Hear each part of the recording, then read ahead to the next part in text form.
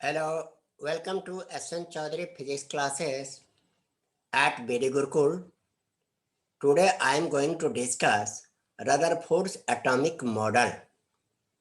पिछले क्लास में हमने आपको बताए थे रदरफोर्ड गोल्ड फॉइल एक्सपेरिमेंट के बारे में, जिसको हमने एटम के पार्ट 1 बता दिए थे, जिसको हम लिखे थे लेक्चर 1। अब उसी में से कुछ भाग आगे के हैं जो आज हम आप लोगों को करने जा रहे हैं। यहाँ पर रदरफोर्ड ने जो एटॉमिक मॉडल दिया उसमें क्या क्या टॉपिक्स आपको पढ़ना है, हर टॉपिक्स को हम इस हिसाब से ऑर्गेनाइज किए हैं जिससे कि आपको कोई कठिनाई नहीं हो। आप टू द पॉइंट ऐसे ही लर्न करो, पेपर में लिखो और फुल मार्क्स पाओ।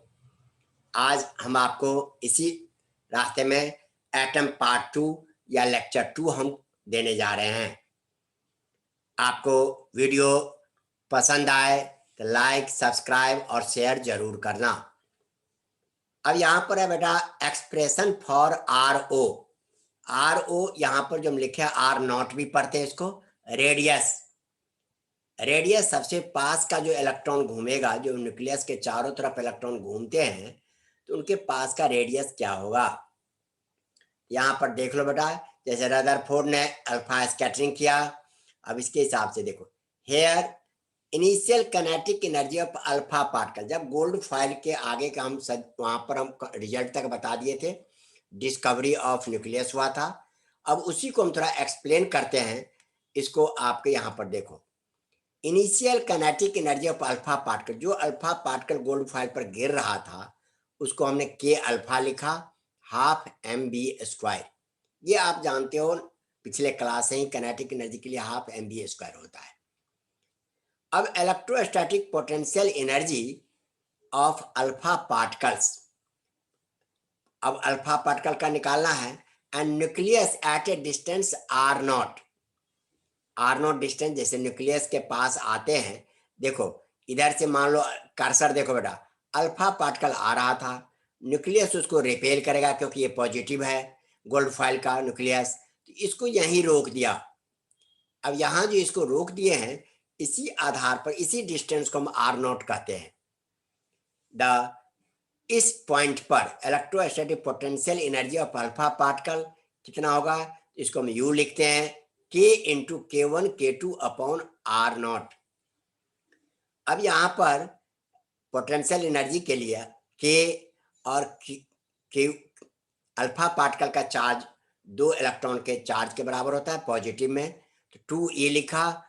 और मान लो गोल्ड फॉइल का एटॉमिक नंबर Z है, तो उसमें Ze प्रोटॉन्स है, तो इसको प्लस मान के Ze हमने लिखा, नीचे R0 लिखा।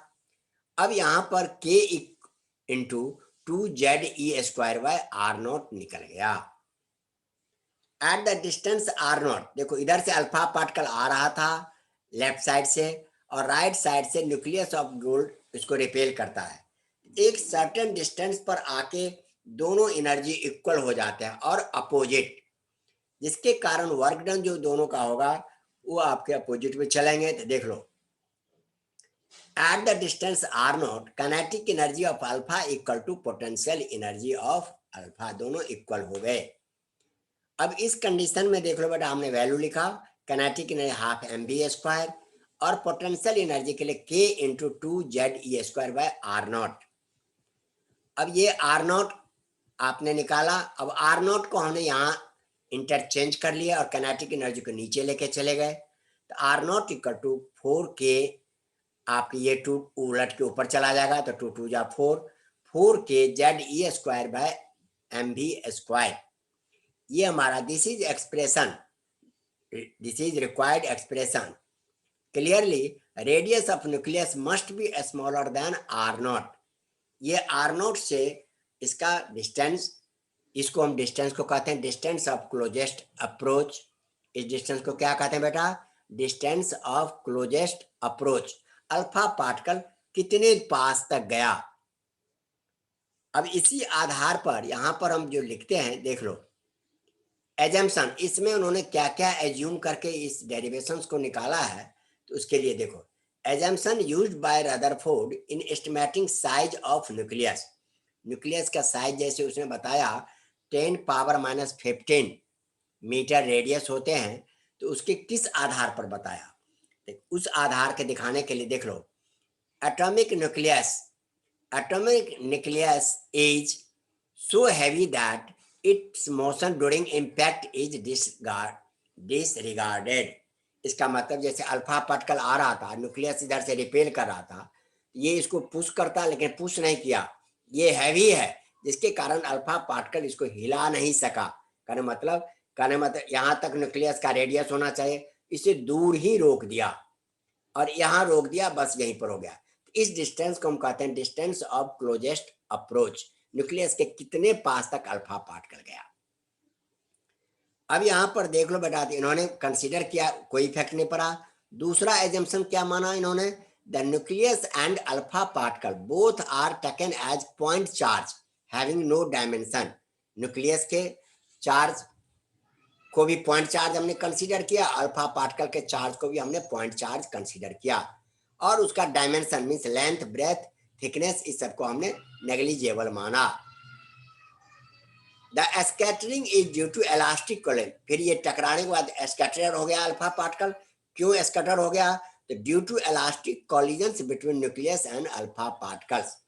अब इन दोनों के बीच में, यहाँ जैसे इधर से ये रिपेल करता था न्यूक्लियस गोल्ड फॉइल का, इधर से अल्फा पार्टिकल आ रहे थे और यहाँ से कॉलिजन्स हुआ, जिसके कारण ये इधर और इधर हर डायरेक्शन में स्कैटर्ड हो गए।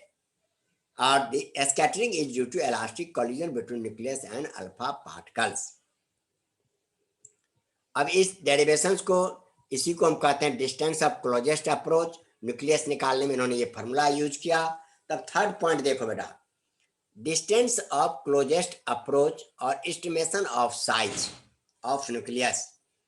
अब डिस्टेंस ऑफ क्लोजेस्ट अप्रोच जैसे आपने ऊपर पढ़ा, at a distance are naught from the nucleus. अब ऊपर जो हम आर नॉट निकाले थे उसी के आधार पर देख लो, at a distance are naught from the nucleus where kinetic energy of alpha particle is equal to the electric potential energy of alpha particle due to nucleus is called distance of।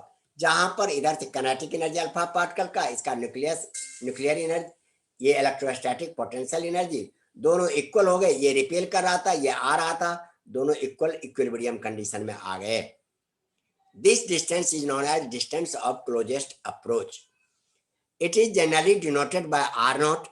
जब आपसे पूछता है express या define distance of closest approach, तो ये definition दिए, इसे second point में बना दिए, it is generally denoted by r naught. R naught से डिनोट होते हैं, और डायग्राम नीचे इस तरह से बना दिए। अब इतना देर से जो हम समझा रहे थे, तो देख लो बेटा, एटॉमिक न्यूक्लियस ये किसका है? गोल्ड फॉइल का है, और यहां से अल्फा पार्टिकल आ रहा था।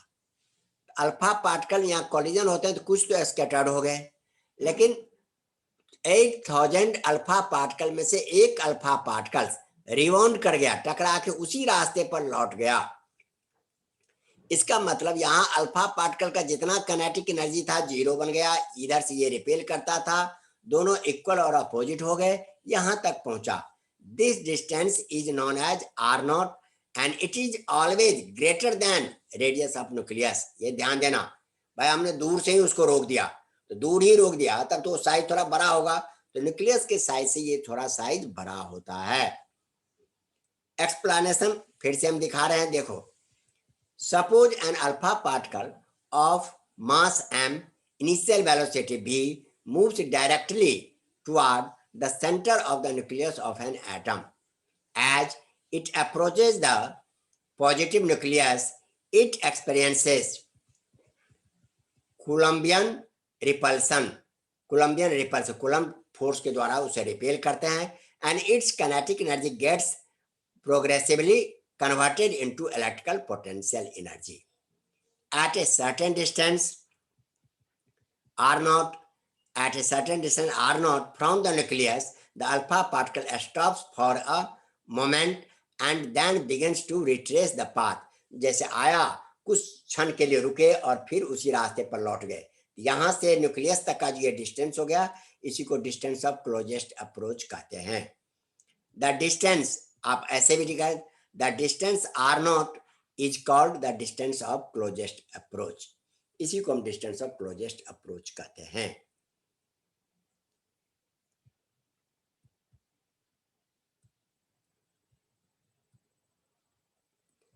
अब आपको सिंपली ये डिफाइन करने के लिए कहते हैं और आर नॉट का डेफिनेशन फार्मूला देना है, तो पीछे जैसे हमने पहले पॉइंट में बताए हैं उस हिसाब से इसको आप पॉइंट में दे सकते हो, जैसे यहाँ पर हमने दिखाया है आपके आर नॉट इक्वल टू जैसे k into 2 ZE² upon half MV² या 4K ZE² बाय MV², ये आपका डिस्टेंस डेरिवेशन हो गया।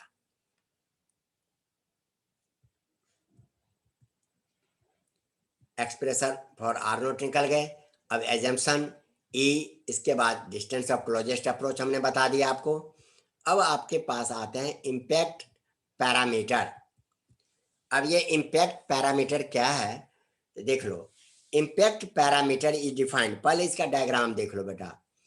जैसे यहाँ पर देख लो न्यूक्लियस है, गोल्ड का न्यूक्लियस है और यहाँ से अल्फा पार्टिकल इधर से आ रहा था, लेफ्ट साइड से अल्फा पार्टिकल आ रहे हैं, राइट में न्यूक्लियस हमने रखा है इसके तरफ।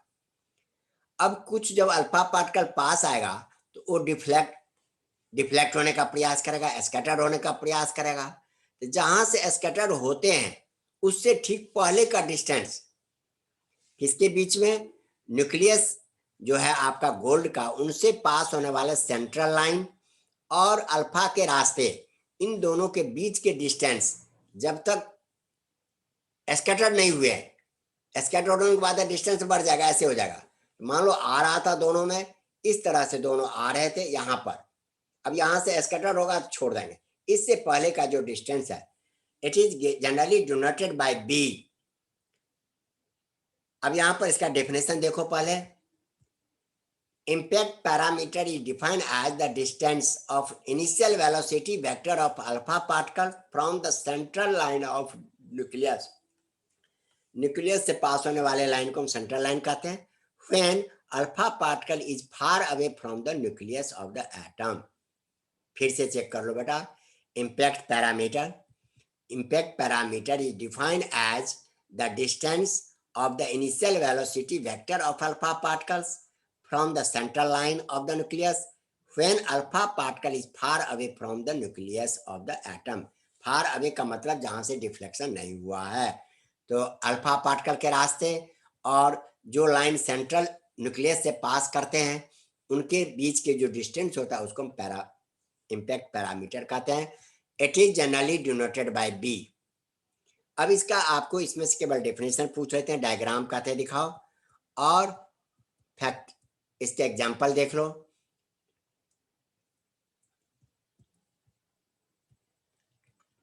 थर्ड पॉइंट इसका देख लो। Factors affecting the shape of trajectory of scattered alpha particle. किन बातों पर स्कैटरिंग अल्फा पार्टिकल का रास्ता, ट्रैजेक्टरी मीन्स रास्ता, डिपेंड करता है। Factors affecting shape of trajectory of scattered alpha particle. The shape of trajectory of the alpha particle depends on, उनका trajectory का रास्ते का शेप किस बातों पर डिपेंड करेगा, impact parameter and the nature of potential field encountered by alpha particles. In alpha particle पर किस तरह का फील्ड का इफेक्ट पड़ रहा है, इन बातों पर। तब आपसे पूछते हैं आपके राइट कंडीशंस या factors affecting trajectory of scattered alpha particle trajectory। Alpha particle trajectory के शेप पर कैसा इफेक्ट पड़ेगा, किसका इफेक्ट पड़े, ये बताइए। अब इसके बाद आते हैं fourth point, expression for impact parameter. अब इम्पैक्ट पैरामीटर को कैलकुलेट कैसे करें, निकाले कैसे। Rutherford calculated analytically mathematically the relation between impact parameter b and scattering angle theta which is given by। impact parameter के लिए निकाला उन्होंने फॉर्मूला, आपको केवल डेरिवेशन याद रखना है, डिराइव करने की इसकी कोई जरूरत नहीं है। b equal to 1/4πε0 ZE² into cot θ/2 upon E, here E for kinetic energy, where E equal to half mv² is kinetic energy of alpha particle। ये केवल फार्मूला आपको याद रखना है। E equal to particle E, where E equal to half mv² is kinetic energy of alpha particles when it is far away from the atom। जब ये atom से बहुत दूर रहते हैं तब। ये आपने इम्पैक्ट पैरामीटर के बारे में देखा। अब इन सारे डिस्कशन के बाद जितना रदरफोर्ड ने डिस्कशन किए, अब आपके आगे हम बताएंगे इलेक्ट्रॉन का एनर्जी कितना है, ऑर्बिट का रेडियस कितना, ये सब भी निकालेंगे। इन सभी एक्सपेरिमेंट के आधार पर रदरफोर्ड ने एटॉमिक थ्योरी दिया, जिसे हम रदरफोर्ड्स एटॉमिक मॉडल या एटॉमिक थ्योरी के नाम से जानते हैं। ये इसी नाम से फेमस है। अब रदरफोर्ड का एटॉमिक मॉडल या थ्योरी क्या है? every atom consists of a tiny core called atomic nucleus, in which the entire positive charge and almost entire mass of the atom are concentrated। कहते हैं जितने भी एटम है, ये मान लो राउंड शेप में, स्फीयर का राउंड शेप है, इसके सेंटर पर एक कोर है जिसका नाम उन्होंने न्यूक्लियस रखा, और इस पूरे एटम का मास उसी में है। इंडिकेट करना मतलब उससे बाहर मास नेग्लिजिबल है, और साथ साथ इसका टोटल पॉजिटिव चार्ज भी यहीं पर है। फिर से चेक करो, every atom consist of tiny core, means centre पर है core called atomic nucleus, in which the entire positive charge and almost entire mass of the atom are concentrated. का मतलब एटम के भीतर एक पॉइंट है, सेंटर है, जिस पर एटम का टोटल मास कंसंट्रेटेड है और टोटल चार्ज पॉजिटिव चार्ज भी है। Atom is positively charge. ये इन्होंने बताया पहला थ्योरी। अब इस थ्योरी का पहला पार्ट है, इसके आधार पर साइज ऑफ न्यूक्लियस। तब साइज न्यूक्लियस का क्या होगा? The size of nucleus is order of 10 power minus 15 metre. कितना है? 10 power minus 15 metre. The size of nucleus is order of 10 power minus 15 metre, which is very small as compared to the size of atom, which is order of 10 power minus 10 metre. अब atom का size 10 power minus 10 है, nucleus का size 10 power minus 15 है। अब इन दोनों को divide करो तो 10 पावर 5 टाइम्स एटम बड़ा है न्यूक्लियस से, या आप कह सकते हो 1 लाख टाइम्स न्यूक्लियस के साइज से एटम का साइज 1 लाख टाइम्स बड़ा है। इन्होंने सेकंड थ्योरी दिया।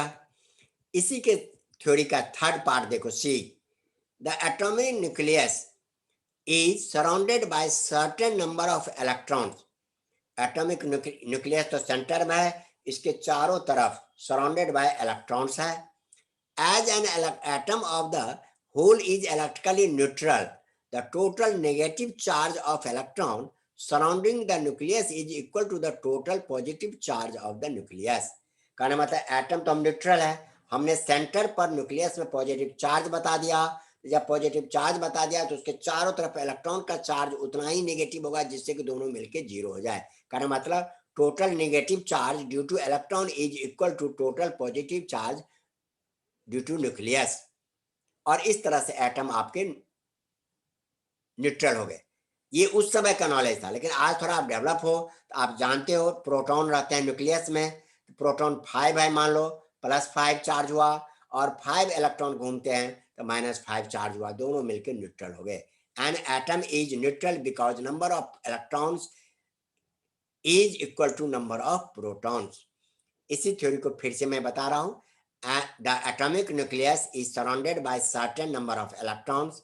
As an atom on the whole is electrically neutral, the total negative charge of electrons surrounding the nucleus is equal to the total positive charge of the nucleus।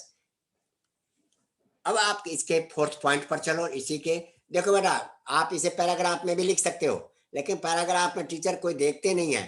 आप जितना ज्यादा point बना के दोगे teacher उतने attract होते हैं और उसी आधार पर वो आपको मार्क्स देते हैं। डी पार्ट में देखो, दीज इलेक्ट्रॉन, अब आपने क्या देखा? सराउंडिंग इलेक्ट्रॉन्स, न्यूक्लियस के चारों तरफ इलेक्ट्रॉन सराउंड कर रहा है। अब ये कैसे चलते हैं? तो these electrons revolve around the nucleus in various circular orbit. अब यहाँ पर न्यूक्लियस है, इसके चारों तरफ इलेक्ट्रॉन एक सर्कुलर रास्ते पर घूमते हैं, जिसको हम ऑर्बिट कहते हैं, सेल भी कहते हैं, एनर्जी लेवल भी कहते हैं। इस सारे नाम याद करना है। These electron revolve around the nucleus in various circular orbit as do the planets around the sun। जिस तरह सन के चारों तरफ प्लैनेट्स घूमते हैं, अर्थ घूमते हैं, मार्स घूमते हैं, जुपिटर घूमते हैं, उसी तरह से न्यूक्लियस के चारों तरफ इलेक्ट्रॉन घूमते हैं। द सेंट्रीपिटल फोर्स, अब घूमने के लिए सेंट्रीपिटल फोर्स चाहिए। To move a body on a circular path we need centripetal force. The centripetal force required by electron for revolution is provided by the electrostatic force of attraction between the nucleus and electrons. Nucleus और electron के बीच में जो force of attraction है वही उसको centripetal force provide करता है और वो सर्कुलर रास्ते पर घूमता है। अब आप समझ गए, ध्यान दो, फिर से मैं बता रहा हूं। एटम के सेंटर पर न्यूक्लियस है, इसके चारों तरफ इलेक्ट्रॉन घूमते हैं, जिस रास्ते पर उसको ऑर्बिट या सेल या एनर्जी लेवल कहते हैं, और इसको घूमने के लिए सेंट्रीपिटल फोर्स इलेक्ट्रॉन और न्यूक्लियस के बीच के electrostatic force of attraction provide करता है। अब यहां तक इन्होंने फोर थ्योरम थ्योरी दे दी है। अब इसी थ्योरी के आधार पर ये थ्योरी उन्होंने 1911 में पुट फॉरवर्ड किए। Rutherford put forward theory of atoms या atomic models known as Rutherford's model of atom के नाम से फेमस हुआ। लेकिन बदकिस्मत देखो, ये 1911 में इन्होंने ये थ्योरी दिया, और ठीक इन्हीं की थ्योरी को यूज करके और कुछ क्वांटम मैकेनिक्स को यूज करके बोर्स ने 1913 में बोर्स एटॉमिक मॉडल दे दिया। कहना मैं इनके थ्योरी का लाइफ हुआ कितना दिन, 2 साल। अब इस थ्योरी में कहोगे कैसे ऐसा हो गया, लिमिटेशन। लिमिटेशन मीन्स डिसएडवांटेज, जहां ये थ्योरी फेल कर गया। कैसे, तो देख लो। Limitation of Rutherford atomic model, कैसे ये फेल किया, क्या लिमिटेशन है। It predicts that atoms are unstable because accelerated electron revolving around the nucleus must radiate energy. जब इलेक्ट्रॉन उसके चारों तरफ घूमेगा, एक्सेलरेटेड मोशन है, तो उसकी एनर्जी हमेशा लॉस होगा, और तब इलेक्ट्रॉन घूमते घूमते घूमते घूमते घूमते सेंटर पर, न्यूक्लियस पर गिर जाएगा, सेंटर पर। इस तरह से तब तो एटम ही कोलैप्स कर गया, और जब एटम कोलैप्स कर गया तब तो ये मैटर होता नहीं। हमारा आपके आज के पास में जितने हैं सारे मैटर हैं, कोई कोलैप्स नहीं हो रहा है। तो इसका मतलब जरूर इस थ्योरी में कोई न कोई फॉल्ट रह गया, कोई न कोई डिमेरिट्स रह गया, जिसके कारण ये थ्योरी फुल अनस्टेबल हो रहा है। इसी थ्योरी को सीखा है, देखो आगे। इट प्रेडिक्ट, फिर से देख लो बेटा, it predicts that atoms are unstable because the accelerated electron revolving around the nucleus must radiate energy and move a spiral into the nucleus. Spiral रास्ते पर चलते चलते न्यूक्लियस में गिर जाएगा। This contradict stability of matter. जैसे यहाँ पर साइड में हमने डायग्राम दिखाया है, कर्सर देखो यहाँ पर, ये इलेक्ट्रॉन एनर्जी रेडिएट, जब ये मूव करेंगे तो एनर्जी रेडिएट करेंगे, इनका एनर्जी कम होता जाएगा। जब एनर्जी कम होता जाएगा तो इसका रेडियस कम होता जाएगा, और इस तरह से गिरते गिरते ये न्यूक्लियस में आके गिर जाएंगे, और इस तरह से मैटर अनस्टेबल हो जाएगा, मैटर एटम कोलैप्स कर जाएगा। लेकिन रियल में ऐसा होता नहीं है। इसका मतलब हमारे थॉट में कहीं ना कहीं गलती है। अब उसी को आगे हम इंप्रूव करेंगे। दूसरा क्या प्रॉब्लम हुआ इसमें, देख लो। In this way Rutherford atomic model does not explain stability of matter. अब आपके देखो second point, it can not explain characteristics line spectra of atoms of different element. अब देखो बेटा, हर एक एलिमेंट को जब हम जलाते हैं या गर्म करते हैं तो उससे लाइट निकलते हैं। उस लाइट को जब हम स्पेक्ट्रम बनाते हैं तो देखा गया स्क्रीन पर लाइन्स सी बनी, जिसको स्पेक्ट्रल लाइन्स कहते हैं। अब इस स्पेक्ट्रल लाइन्स के बारे में भी इन्होंने एक्सप्लेन नहीं कर पाए। अब ये इनकी ये त्रुटि रह गई, और इसी त्रुटि के आधार पर जब देखा गया कि भाई ऐसा तो होता नहीं है। अब इस कंडीशन में एक और है पॉइंट जो हम यहाँ नहीं इंडिकेट किए हैं, जब इलेक्ट्रॉन कंटिन्यूसली एनर्जी लूज करेगा तब जो स्पेक्ट्रम बनेगा हमें कंटिन्यूस स्पेक्ट्रम बनेगा, लेकिन हमें मिल क्या रहा है, लाइन स्पेक्ट्रम। ऐसा क्यों हो रहा है, तो इस बात को रदरफोर्ड का थ्योरी एक्सप्लेन नहीं कर पाया। ये थे आपके रदरफोर्ड के थ्योरी के बारे में। अब इसी के आधार पर, इस थ्योरी के आधार पर इलेक्ट्रॉन की काइनेटिक एनर्जी कितना है, पोटेंशियल एनर्जी कितना है, इन सबको हम आगे एक्सप्लेन करते हैं। रेडियस ऑफ ऑर्बिट कितना है, तो देखो electron orbits of Rutherford, Rutherford ने जब कहा जिस रास्ते पर इलेक्ट्रॉन घूमते हैं उसको हम ऑर्बिट कहते हैं, तो उसका रेडियस बताइए। इन्होंने क्या किया, देख लो, F C centripetal force required to keep, यहां पर लिख दें इलेक्ट्रॉन और orbits of Rutherford. If F C centripetal force required to keep revolving electron in orbit, and Fe is electrostatic force of attraction between revolving electrons and nucleus। अब इस condition में हमने दोनों को लिए for dynamically stable orbit in hydrogen, हम यहाँ पर केवल हाइड्रोजन एटम लिए हैं और हाइड्रोजन स्टेबल को हमने एटम को हमने स्टेबल मान लिए हैं। तो मान लो सेंट्रीपिटल फोर्स और इलेक्ट्रोस्टैटिक फोर्स वही तो प्रोवाइड करता है, तो दोनों इक्वल होगा। इस केस में हमने F C equal to F E लिखा। अब एफ सी हमारा सेंट्रीपिटल फोर्स है, m v square by r, यहाँ एम मास ऑफ इलेक्ट्रॉन है, वी वेलोसिटी ऑफ इलेक्ट्रॉन है, आर रेडियस ऑफ ऑर्बिट है, और electrostatic force of electron between nucleus and electron, तो Q1 अपॉन हम क्या जानते हैं कूलम्स लॉ से, Q1 Q2 by are square जानते हैं। यहाँ पर 1/4 पाई एप्सिलॉन नॉट Q1 की जगह पर E इलेक्ट्रॉन का चार्ज और दूसरा E लिखे न्यूक्लियस का चार्ज, नीचे में आर स्क्वायर। अब यहाँ देखो बेटा ये आर और ये आर स्क्वायर कैंसिल हो गया। अब इस आर को हम यहाँ ले आते हैं, इसको इंटरचेंज कर देते हैं, तो आर इक्वल टू क्या निकल गया, half 1/4 pi epsilon naught E square by m v square. This is expression for radius of Rutherford's orbit. Rutherford's के जो ऑर्बिट थे उसका रेडियस के लिए कितना बड़ा होगा, तो ये हमारा इसका हो गया। अब this is expression for Rutherford radius. फिर से चेक कर लो, आपके F C centripetal force equal to electrostatic force जो उन्हें प्रोवाइड करता था, दोनों इक्वल है। सेंट्रीपिटल फोर्स का फॉर्मूला होता है m v square by r, जहाँ m mass of electron, v velocity of electron, r radius of orbit, और ये हो गया half 1/4 pi epsilon naught q e into e charge of electron और e charge of nucleus upon r square. R और r यहाँ cancel out किए हैं, तो आर बच गया हमें। इस आर को इंटरचेंज के आर यहाँ लिखे, 1/4 pi epsilon naught e square upon m v square. This is expression for radius of orbit of Rutherford. Rutherford के ऑर्बिट का आपको क्वेश्चन दे देंगे, आपके स्टेट रदरफोर्ड्स एटॉमिक थ्योरी या state Rutherford's atomic model and derive an expression for radius of Rutherford's at orbit. Rutherford के orbit के radius का डेरिवेशन निकालिए, तब आपको ये करने हैं। दो दो चार चार लाइन का है, जरा ध्यान दोगे। ये सेक्शन देखो बेटा मॉडर्न फिजिक्स में आते हैं। अब आप जैसे जेई में पेपर देते हो या नीट में पेपर देते हो, तो देख लो आगे जो मॉडर्न फिजिक्स जो छोटे छोटे हैं इस पर ब्रेन अप्लाई ज्यादा किया गया है। बच्चे की नॉलेज टेस्टिंग, साथ साथ नया नया क्या डिस्कवरी हुआ है, इन सब से रिलेटेड क्वेश्चन जो है सबसे ज्यादा पूछे जाते हैं। अब आपके इसके देख लो, this is also modern physics कहलाते हैं। नाउ अब आपने रेडियस निकाल दिया। अब देख लो, for kinetic energy of electron के लिखते हैं half m v square, but from first m v square equal to 1/4 pi epsilon naught e upon r square था।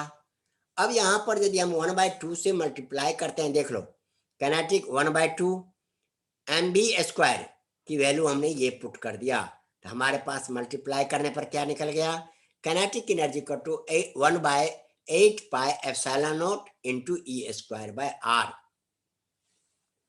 अब इस तरह से हमें काइनेटिक एनर्जी का फॉर्मूला भी डिराइव हो गया।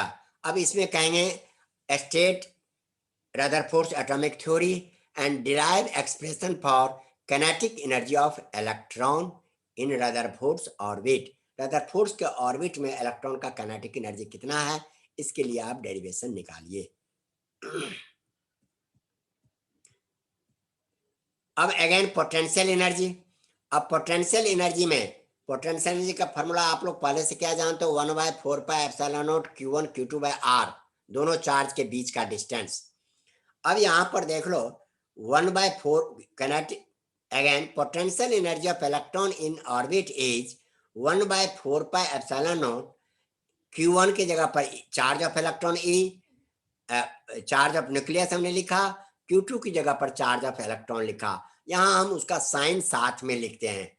इसके कारण क्या निकल गया, 1/4 pi epsilon naught minus E²/r।